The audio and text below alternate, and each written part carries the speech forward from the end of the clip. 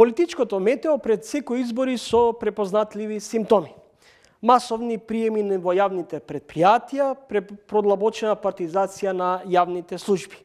Избори се ближат, конкурси за нови вработувања се нижат.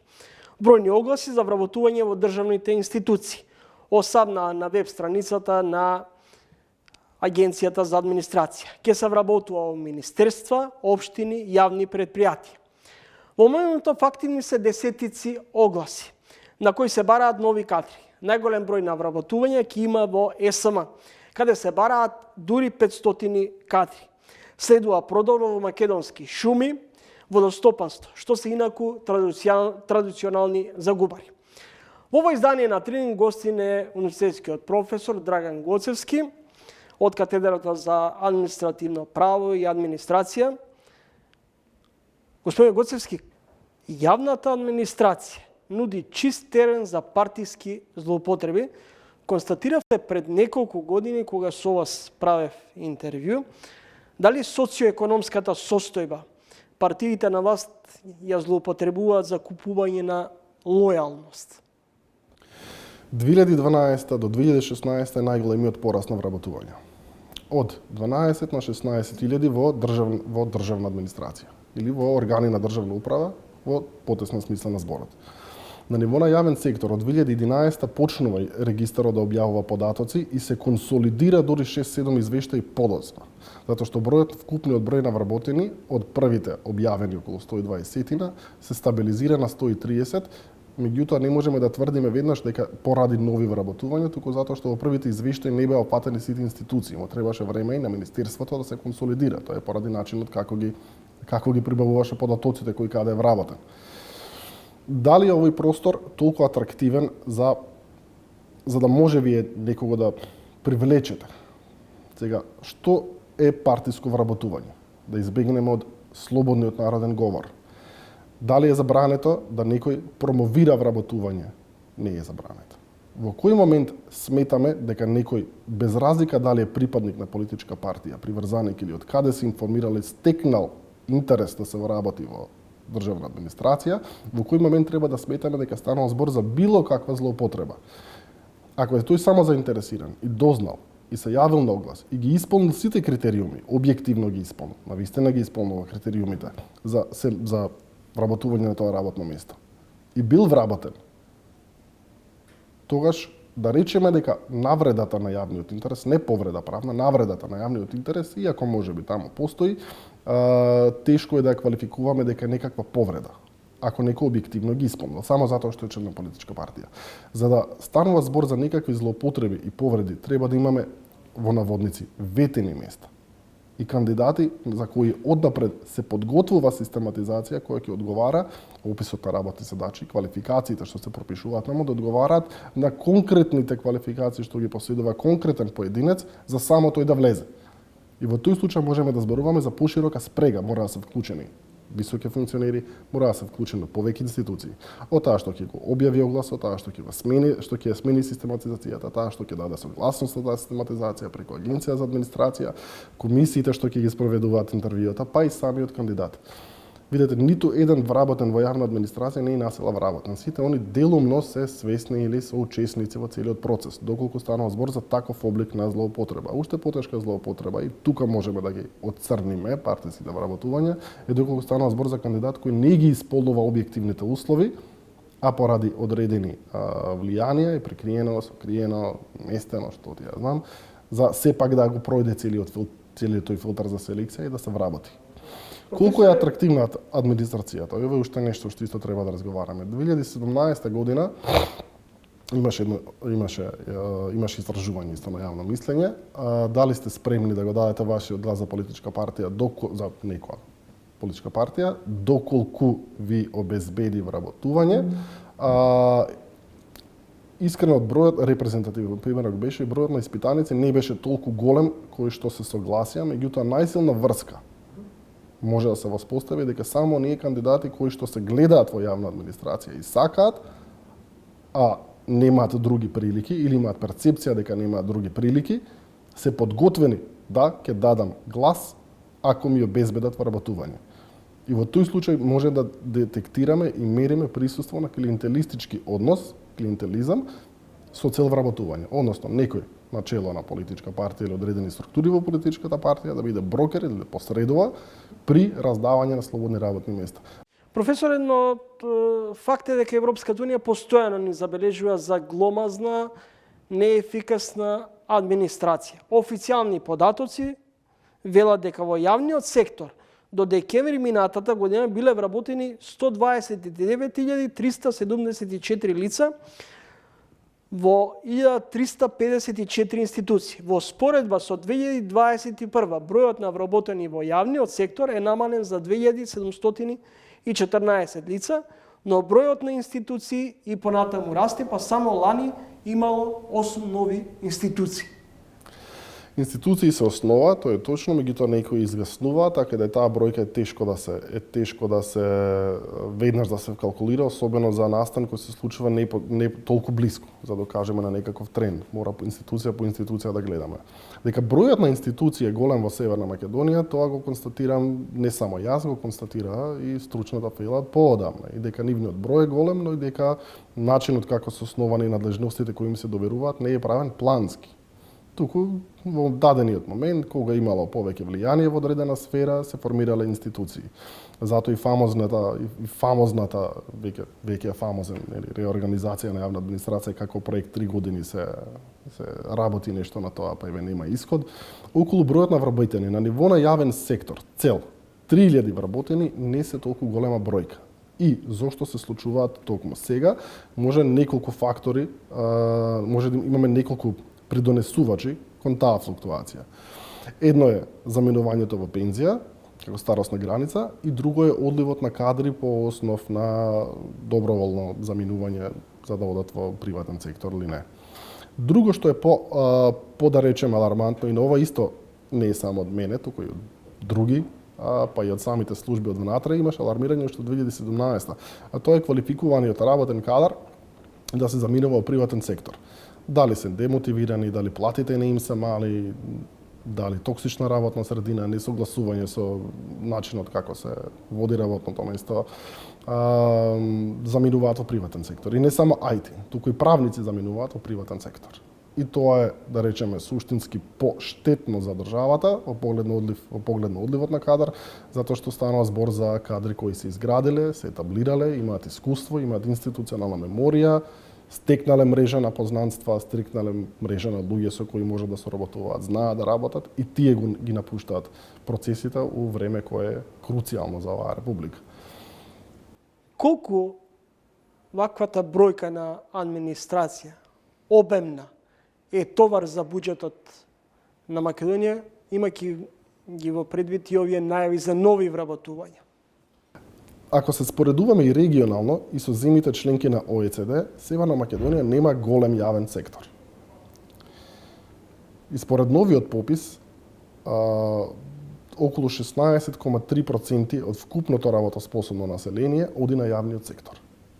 Нордиските земји, скандинавските имаат околу 30, Велика Британија 23, Србија има поголем јавен сектор од нас. Така да само бројката во колку вработени во Македонија добиваат извор на приход од буџет како плата, не укажува на нешто страшно. Она што не соодветствува во јавниот сектор е начинот внатре како е структуриран.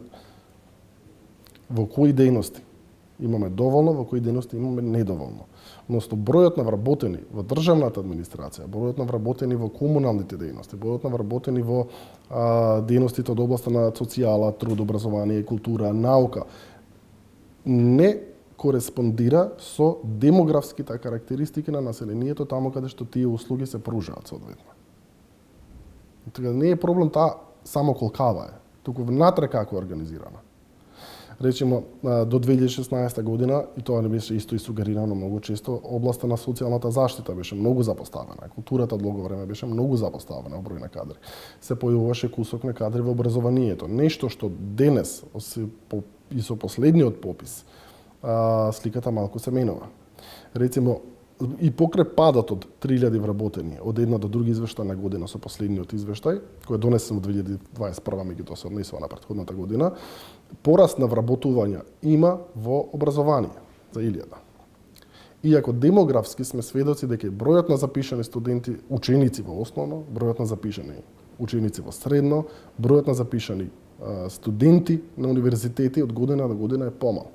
И таа бројка агрегатна на вкупниот број на побарувачи на услуги од областа на образованието, ако ја гледаме по плански региони и по градови, по населени места, ќе видиме дека се помал е бројот на општини кои што можат демографски да оправдаат цело работење на тие учители. Професоре, но јавна тајна е дека има вработени во администрацијата кои земаат плата, а не се појавуваат на работа или шетаат низ улица Македонија. Да го кажеме гласно, ефектот од вработувањето во секретаријатот за спроведување на Охридски рамкови договор, така, ефектот од 2014, 16, 17, кога 1700 вработени се засновале работен однос, не беа распределени на работни места. Дали со новите законски решенија секој вработен од администрацијата да полага испит, кој не го положи, ќе лета од работа, е некаков добар модел за прочистување во администрацијата? Останува да видиме, додека не почна да се применува, не можеме да го избериме. Она што може да се аргументира во насока на едно вакво решение е дека е системско решение. Нешто за што се залагав и 2016-2017 година во смената на власта, да нема масовни бркања, масовни отстранувања, затоа што ако немате вие системски пристап, односно некоја техника на проверка на соодветност на вработениот, на работното место, мерење на учинок, мерење на заслужност, мерење на квалификации, мерење на способности. Ако тоа системско решение не е подеднакво применето за секој вработен, во тој случај може да се претвори во лов на вештерки. И не знаеме кој од кои мотиви и кои причини може да остане без работа и дали ќе биде селективна неговата примена. Доколку се применува објективно, она што може да го постигне во ефект е да овозможи да едноставно се провери дали вработените кои сега вработат располагаат со квалификациите потребни да останат на работа. Меѓутоа, и тука мора да се внимава, затоа што во минатото, пазите, мерење на учинок е нешто што се на еден или друг помалку успешен начин се спроведува одамна, меѓутоа евалуирањето на административните службеници, претходно државни службеници, и тоа е уште една јавна тајна, дека често пати се случува и однапред договорено, пишете си оценки, таа оценка немојте над, немојте под. Како би се мерела продуктивноста, дополнително и бизнес заедницата вели дека се соочува со проблеми поради административно-бирократските бариери со кои се соочува. Сега, односот што го има бизнес заедницата во комуникација со јавната администрација поради крутоста или обемноста на постапките кои што мора да се спроведат за обавување на нивната размена на информации, нели, пријавување, регистрација, дозволи, одобренија, тоа е едно прашање. Како да се мери продуктивност е друго прашање. Сега често пати и за време на интервјуа со службеници од државната администрација, често пати се завршува многу е тешко да се оцени колку многу работа јас имам, затоа што начинот како им се распределува работата не е секогаш хомоген. Некој тип на работа може да се квантифицира во број на предмети, број на решенија, така. Количина на архивски материјал што е архивиран може да се квантификува. Некои од обврските што ги имаат службениците не се толку лесни за квантификување, или да се квантификуваат би биле 2 или 3 предмети. Меѓутоа некои предмети во случај за вадење на градежна дозвола, тој што треба да ја провери таа документација, или некој ако треба да направи ревизија на елаборат, или некој ако треба да спроведе стручен превод, или некој ако треба да учествува во работна група и да учествува во изготовка на пропис. На крајот од месецот, на крајот од 2 месеци ќе каже еве има еден пропис, што не може да се квантификува лесно, меѓутоа поради природата на работата, природата на динамиката на работа на таа група, не можеме да кажеме дека тие службеници не работеле. Меѓутоа можно е. Степен на сложеност, степен на стручност, степен на важност, како год да се дефинира важност за работата, продуктивност на вработените може да се мери. Она што не сме да се дозволи, и тука пак го враќам тежиштето на раководителите на оделенија, раководителите на сектори, е да има вработен на кој не му се распределуваат предмети. Зошто во овие 3 децении ниту една владеачка гарнитура не успеа да изгради професионална, рационална и ефикасна администрација? Тоа треба да прашате носители на јавни функции изминативе 30 години што правеле и зошто правеле. Оно што може да се забележи, од една страна, бидејќи сме држава во која веќе е измерено дека има присуство на клиентелизам и во давање на услуги, во поглед на трговија со услуги и влијанија, клиентелизмот е многу ефективен затоа што консолидира моќ, консолидира власт. Ветувам работа, не обезбедувам работа за сите. Пазете, да клиентелизмот, партиското вработување, да гарантираше успех за сите. Првата политичка партија, сите ќе си ги вработи своји, нема никаде да изгуби. А тоа не се случува. Ветувањето сигурна работа преку мене и само преку мене е тоа што обезбедувало во минатото консолидирање на електорат за да се вработи. И едно време беше стравот ќе ви избркам ако дојдат другите едно друго. Меѓутоа клиентелизмот сам по себе е ограничен, бидејќи нема за сите, нема доволно за сите. Во услови на реткост се јавува, а денеска веќе вработувањето во државна администрација не е реткост. Бидејќи гледаме дека има одлив на кадри.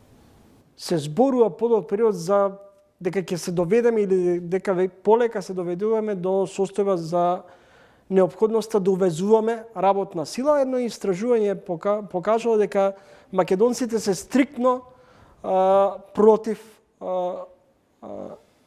увоз на работници од надвор. Тоа веќе не е прашање за професорот што се бави со јавниот сектор, бидејќи за да основате работен однос во институција од јавен сектор треба да сте државјанин, особено во државна администрација треба да сте државјанин. Миграцијата, трудовата миграција не е толку голема непознаница, како што државјани на оваа држава заменуваат во поразвиените држави на печалба, така да очекуваме дека се појави вакуум и ако се најде некој заинтересиран за таа приходна финансиска рамка да дојде да работи, дека ќе стане интересно за таа демографија да дојде тука. Она што мора да го имаме на ум во такви случаи е дека поголем наплив на жители од други држави кои доаѓаат од средини во кои стандардот на живење е толку понизок од нашиот тука, кога ќе дојдат овде. После некој време ќе донесат и одредени навики, барања, побарувачки. Сега не сакам да звучам ниту дека сум ксенофобичен, не сум, воопшто не сакам да кажам дека нешто од тоа треба да не алармира. Меѓутоа, ако увезуваме поголем број на работници од друга држава, кои што ќе дојдат тука да работат за толку ниски приходи, мора да сме свесни дека првен културолошки ќе донесат своји навики, традиции, ќе мора и за тоа да се погрижиме да им се обезбеди, ајде тоа да речеме дека е помалку страшно. Тоа воопшто не е страшно, само треба да сме спремни на тоа. Меѓутоа, причината поради која државјаните на оваа држава се одлучуваат да заменат и да не работат за тие приходи, ќе аплицира под еднакво и на тие новодојдени работници. Затоа што и они со тие приходи нема да може да имаат здрав, нормален живот, уште помалку да градат, создаваат и праќаат дома.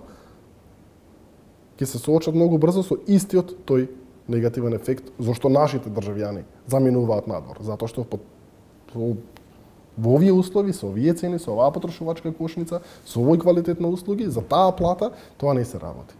И ако тоа е фактор што на државјанин влијае, верувам дека многу брзо и на било кој дојденец ќе влијае.